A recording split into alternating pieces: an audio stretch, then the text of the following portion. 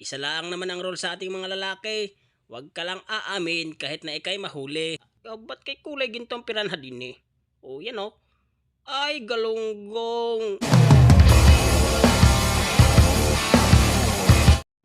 Yon, magandang umaga mga giliw. Kami naman po hindi magtitinda ng bibingka. At yan, ang aking partner, aking niyaya. Saan tayo makagala? Siya, bilisan mo. Nung tayo makabalik ng maaga-aga. Yan, huwag ka na maligo. Panggwapo lang yun. Paano ba naman kasi? Kaya kami hindi magtitinda ng bibingka. Ayan, yung aming lutuan. Tingnan nyo naman yung aming mga kalsada. Ayun oh. Yun, walang katao-tao. Sa kabila, ayun, may dalawa. Di ko alam kung mag-shoota. Yan. Yan, yung dahilan kaya hindi muna kami magtitinda ng bibingka. At ito na nga, ayan, patay, paalis na. Yan, yung aking motor na kulay pula. Yan, kasama ko, saan man ako magpunta. Ay, malaking tulong sa akin yan eh. Ay, sa mga hindi nakakaalam, bukod sa aking asawa, ay yan ang aking kasama pagtulog paggabi. Yan na lang ang pinagsisilusan ng asawa ko eh.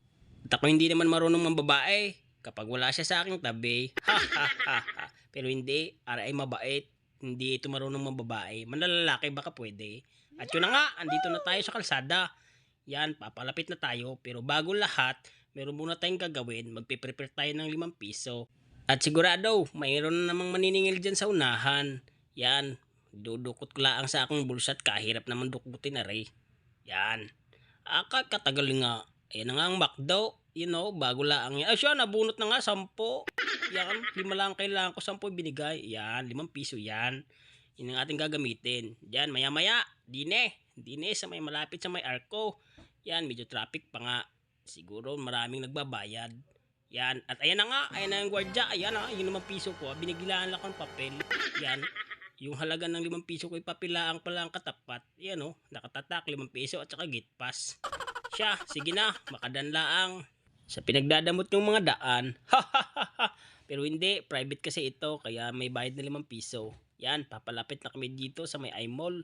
Yan, yung mall na yan. Ay marami akong karanasan. Diyan kami nag-meet ng aking ka-textmate nung una naming usapan. Yun nga lang, ako'y kanyang inindyan at hindi na nagpakita kailan pa man. Kasakit. At ito na nga yung pinagmamalaki nila.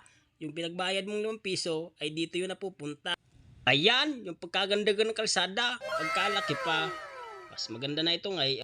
Kasi naman noon, nung ako'y dito pa dumadaan, 5 taon nang nakakalipas. Siya, ito'y sira-sira at butas-butas. Kahirap dumaan, ka-traffic pag umagat hapon. Kaya pag umuwi ka at medyo na-late-late ka, siya, ikay pinag-iisipan ng masama ng iyong asawa. Isa lang naman ang role sa ating mga lalaki. Huwag ka lang aamin kahit na ikay mahuli. Pero pag ikay nahuli na, kung may katabi, siya, ang dahilan mo laang, ikay wala sa iyong sarili. At pag di pa rin nakalusot, sabihin mo sa kanya, ba't ka pa kasi nag-asawa ng gwapo, marami ka tuloy kakumpetensya. Ha! Joke lang. At eto na nga, yung kapalit ng iyong 5 piso, yung papel na ibinigay ng gwardya, dito mo yung napapakita nang hindi ka na ulit masingil pa. Yan, dito, sa may mga gwardyang ito. Yan. Oh, tingnan nyo, kalinaw ng mata. Nakita lang na may papel kang dala, ay pinalusot ka na. Hindi kaya sila nadadaya. Sa dami ng mga dumadaan, pwede ka nilang ipunin yun. At pakita sila uli. Yan, ibig sabihin, madami din pala nakakalusot. Siya, hayain na. At dito na tayo sa aking malaking parking area. Ayan o, mamili na kayo kung alin dyan sa inyo. Dahil yan, lahat na nakikita ng mga mata nyo hanggang dulo. Yan ay pagmamayari ko. Huwag lang malaman ng ibang tao. Ha, alam nyo na kung ano yun, diga? Yan, baka yun na may seryosohin nyo. Basta lagi niyong tatandaan, ang lahat ng naririnig nyo ay biro-biro lang at walang personalan. Pero bago yan kaibigan, pag ikay nasiyahan sa bidyong pinapanood mo ngayon, siya, baka pwedeng humingi ng konting suporta, pakipindot na lang yung maliit na button dyan para lagi tayong may koneksyon. At kung hindi pa kalabisan, paki-like and share na rin ang dumami tayo sa ating munting tahanan dito sa aking munting channel, Eric and Argent TV. Maraming salamat.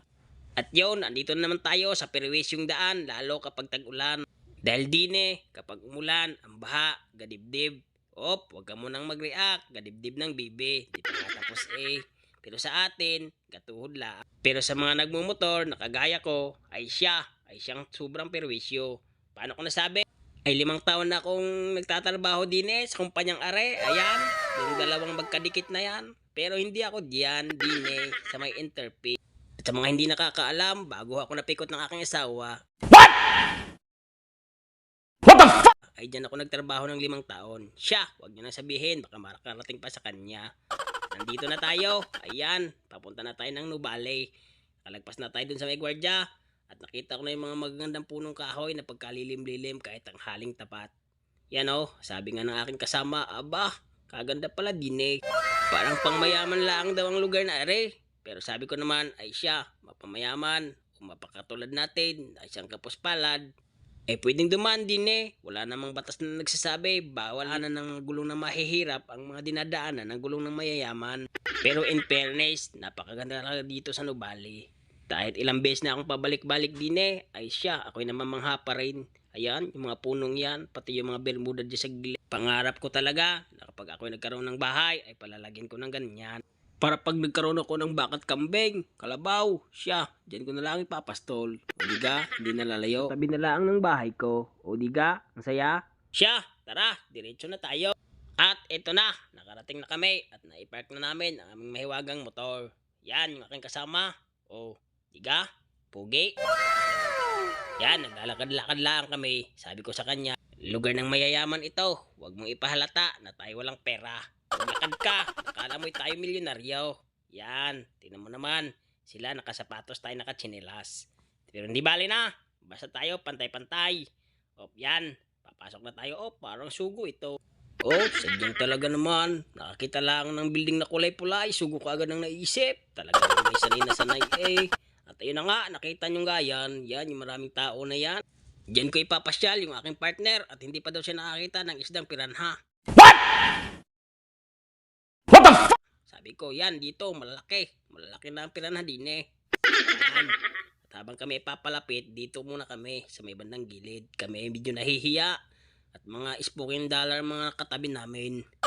Yan, sangga tayo bagay. Hindi ni, oh, nakasapatos, tayo nakatsinilas siya. Tayo tumabi-tabi at baka tayo masipa.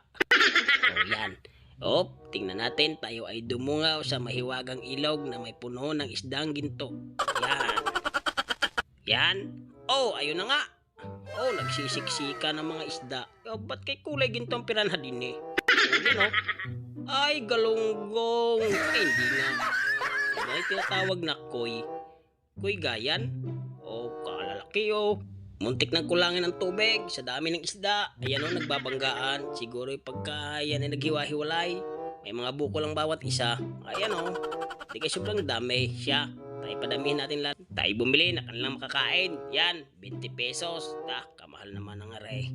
Yan, at are na nga. Yan, oh, parang mani. Kumakain kang pirana ng mani. Yan o, di kayo mani yan. Siya, mabuksan nga. Ay, hindi pala. Page pala. Ayan o. Eh siya, tara, tayo maghagis. Tingnan natin kung sila ay nakakain.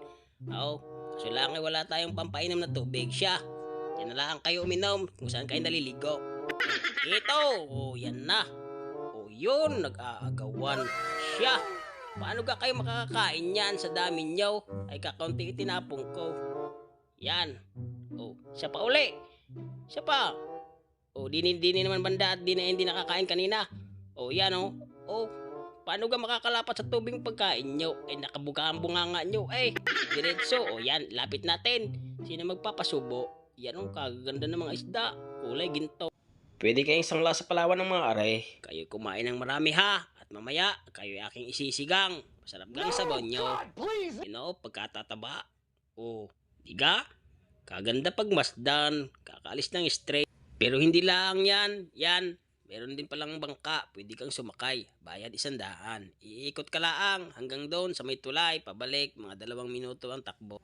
At yan, yung kanyang tropa ay aliw na aliw sa pagpapakain ng kanyang isda. Pero wag ka. Meron niyang iniisip. Paano kaya ito hinuhuli mamaya? Kapag dala kaya ng lambat, ano kaya ang sukat?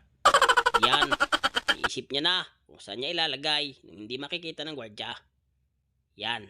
Oh, di ba? Tumuturo-turo pa. Pero wag ka, ang iniisip niya ay masama.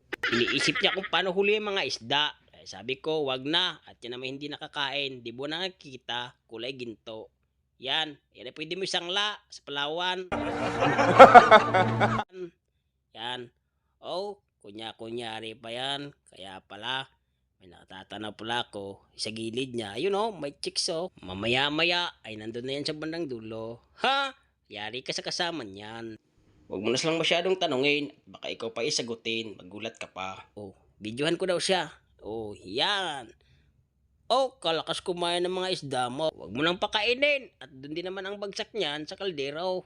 Yan, kung hindi man kaldero, sila ay mapipreto. Kawali. Yan. Oh, siya. Tapos na.